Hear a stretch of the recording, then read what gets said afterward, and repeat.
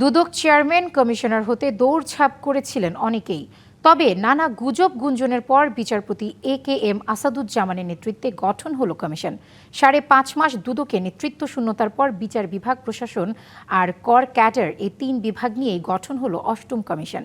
3 কমিশনারই মন্ত্রিপরিষদ বিভাগে যোগ দিয়েছেন।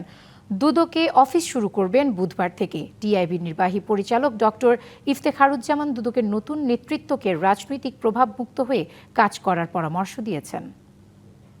আমরা পদত্যাগ করেছি। নির্বাচিত সরকার আসার পর আমরা আমাদের 14তম দিনে আমরা পদত্যাগ করেছি। অন্তর্বর্তী সরকারের আমলে নিয়োগ পাওয়া ডক্টর আব্দুল মোমেনের কমিশন পদত্যাগ করেন 3রা মার্চ।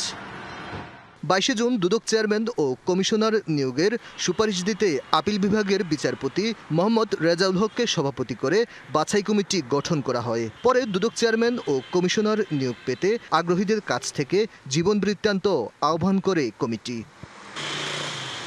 সরকারের দায়িত্বশীল সূত্র বলছে, সিভি আহ্বানের পর বিভিন্ন বিভাগের সাবেক বর্তমান উচ্চপদস্থদের অনেকেই নানা চেষ্টা করেন। 5.5 মাস নেতৃত্ব শূন্যতার পর অবশেষে AKM আসাদুজ্জামানকে দুদক চেয়ারম্যান নিয়োগ দিয়ে প্রজ্ঞাপন জারি করে মন্ত্রিপরিষদ বিভাগ।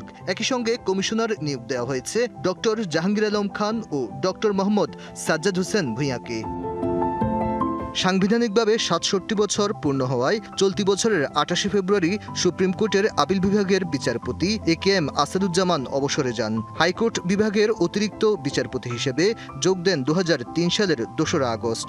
নগদ নিয়ে এলো হার না মানা হার অফার। সর্বনিম্ন 10,000 টাকা রেমিটেন্স নগদে পাঠালে থাকছে স্বর্ণের হার জেতার সুযোগ। 1959 সালের 1 মার্চ নওগাঁর সাপাহার উপজেলায় জন্মগ্রহণ করেন আসাদুজ্জামান। অন্যদিকে ট্যাক্স ক্যাডার থেকে দুদক কমিশনার হলেন ডক্টর মোহাম্মদ সাজ্জাদ হোসেন ভূঁইয়া। NBR এর কর বিভাগের সাবেক সদস্য ও ফাইন্যান্সিয়াল রিপোর্টিং কাউন্সিলের চেয়ারম্যান ছিলেন তিনি। দুদকের ইতিহাসে প্রথম ট্যাক্স ক্যাডারের কোনো কর্মকর্তা দুদকে কমিশনার নিয়োগ পেয়েছেন।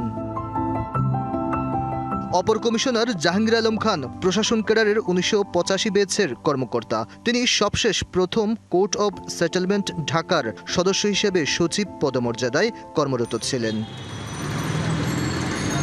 মঙ্গলবার তারা মন্ত্রিপরিষদ বিভাগে যোগদান করলেও বুধবার থেকে দুদকে অফিস করবেন বলে জানান সংস্থার সচিব।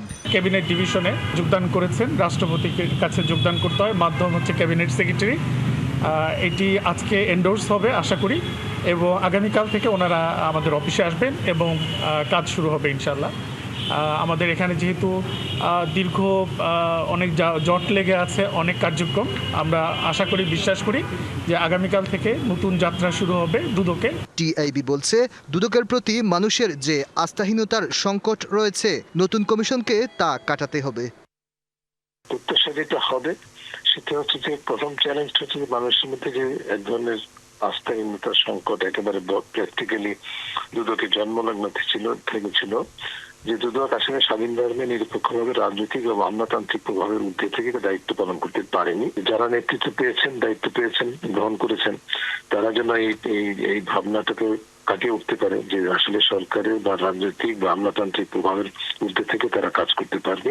দুদকের তথ্য বলছে, নতুন কমিশনের সামনে 7,000 মামলা ও তদন্ত অনুমোদনের অপেক্ষায়। Aditya Rafat, DBC news, Dhaka.